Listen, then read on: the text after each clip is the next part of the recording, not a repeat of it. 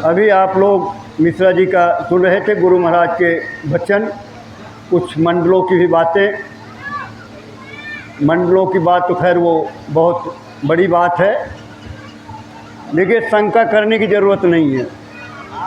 आप शंका करोगे तो पति पत्नी में लड़ाई हो जाती है। एक बार हर दूत अलग अलग घूमते हैं। ये जो देवता हैं 33 करोड़ देवता और 10 करोड़ 9 करोड़ देवी और 10 करोड़ शंभु और बैराट। मैं ज़्यादा समय नहीं लूँगा, आप लोगों का ध्यान रखिए, बहुत जल्दी से अब जो है कि भोग भी लग गया है।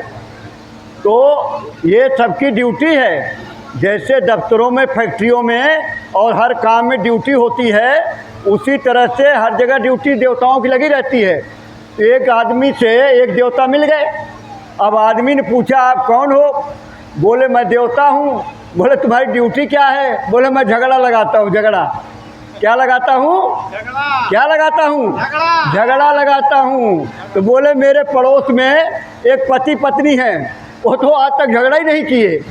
तो अच्छा, तो पहुँच गया। पत्नी कहना, माता जी जरा एक गिलास पानी देना। अब वो बिगड़ गई। अब आज के ज़माने में 80 साल की बुढ़िया माता, वो भी पार्लर जा करके काला फाला करा करके 18 साल की लगती हैं। अब वो जवान लड़की को माता जी बोल दिया। शर्म नहीं आती? माता जी बोल रहे हो? अरे भाई, मुझे याद आता, मैं करोल बाग में साइकिल से जा रहा था, एक अंधेड़ थे, बाल सारा पका था। मैंने कहा, अंकल जी तिबिया कॉलेज कहाँ है? वो मेरे ऊपर बिगड़ गए। शर्म नहीं आती? बाबा जी लगता हूँ मैं बाबा जी हूँ। तो बाबा जी, मैं कहा जी गलती हो गई। अब साथ ही चले साइकिल दोनों आदमी, और बड़बड़ाते रहे, बताओ बाबा जी, मैं बाबा जी बोल रहे। अब वो लड़की कहने लगी, अरे माता जी बोल रहे। अरे बहन जी, एक गिलास पानी दे।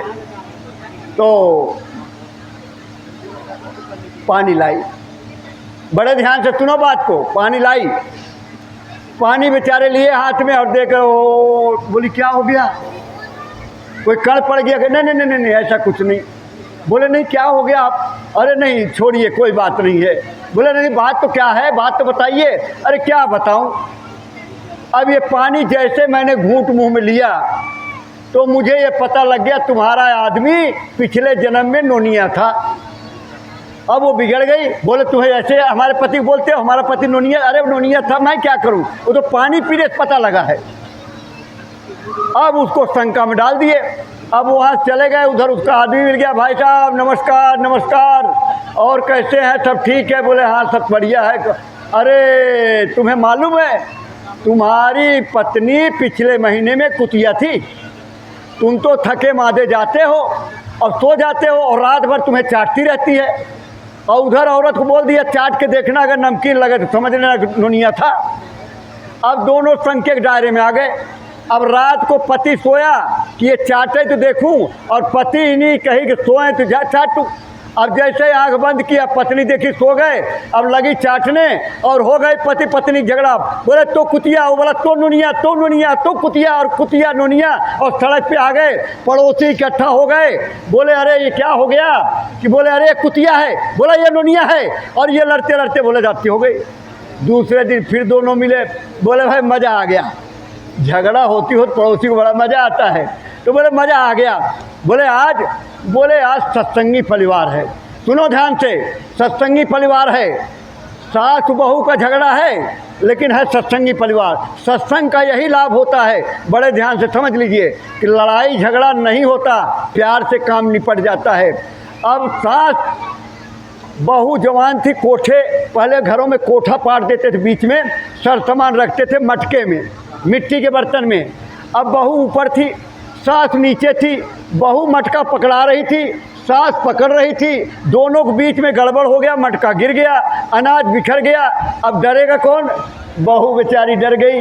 अभी सास डांटेगी, बोली, माँ गलती हो गई, अम्मा गलती हो गई, मैं ठीक से पकड़ाई नहीं। देखिए भाषा, मैं ठीक से पकड़ाई नहीं। शास्त्र ने बोला अरे बेटी तेरी क्या गलती है, तू तो ऊपर से पकड़ा रही थी, मैं ही नीचे से नहीं पकड़ पाई, इसलिए जो है ढंग से पकड़ा नहीं और गिर गया, तेरी कोई गलती नहीं है। तो प्रेमी भाई बहनों, सत्संग का ये लाभ होता है। जब सत्संग प्रेमी भाई बहन हैं और कोई गलत काम हो गया तो उसको समझ लेते हैं गुरु महाराज की दया से वो तो हो ही गया। और कोई बच्चा है दूध गिरा दिया, गिर गया, अब बच्चे क्या करेंगे, 2 झापड़ खींच खींच के मारेंगे, दिखता नहीं तुझे दूध गिरा दिया।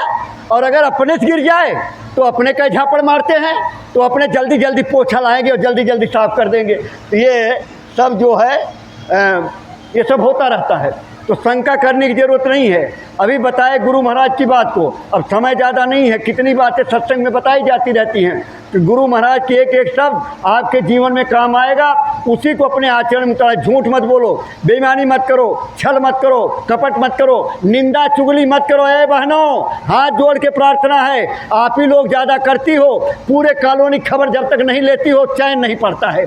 मत करो, ये गुनाह मत करो।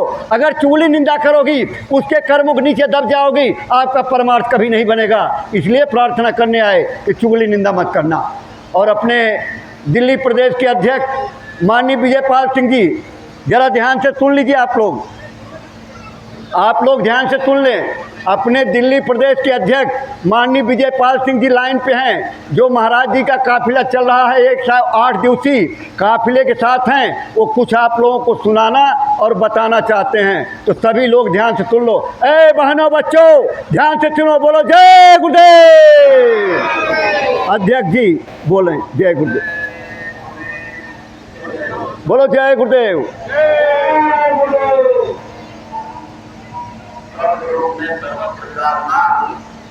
आत्माओं की सलाह करने वाले परम पूज्य स्वामी जी महाराज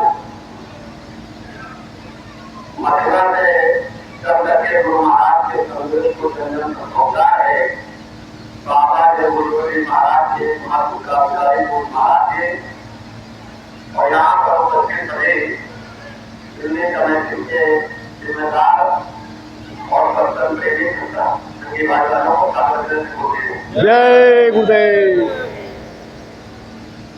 काफिला इस समय श्रावणी में चल रहा है उत्तर प्रदेश, और आवाज बिगड़ सुना रही है। जो भी हम लोग चंदा लगाते हैं सब छोटे कर रहे हैं, इससे यह लगता है श्रद्धा भाव से गुरु महाराज की मेहनत का जुड़ा आप देखने को मिल रहा है। इस एकल गली में गुरु महाराज जी का प्रयास और मेहनत, सत्संग और नामदान से लगातार करता हुआ धीरे धीरे काफिला आगे बढ़ता चला जा रहा है। 25 तारीख सत्तावती उसके बाद बलराम को ले जाएगा।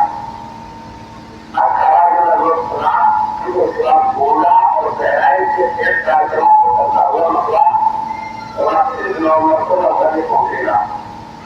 ऊपर से जहाँ सत्संग दैनिक सत्संगी भाई बहनों से लेना है, इस कार्यक्रम में हम सभी हर तरीके की आस्था, विश्वास और सेवाएं होनी चाहिए।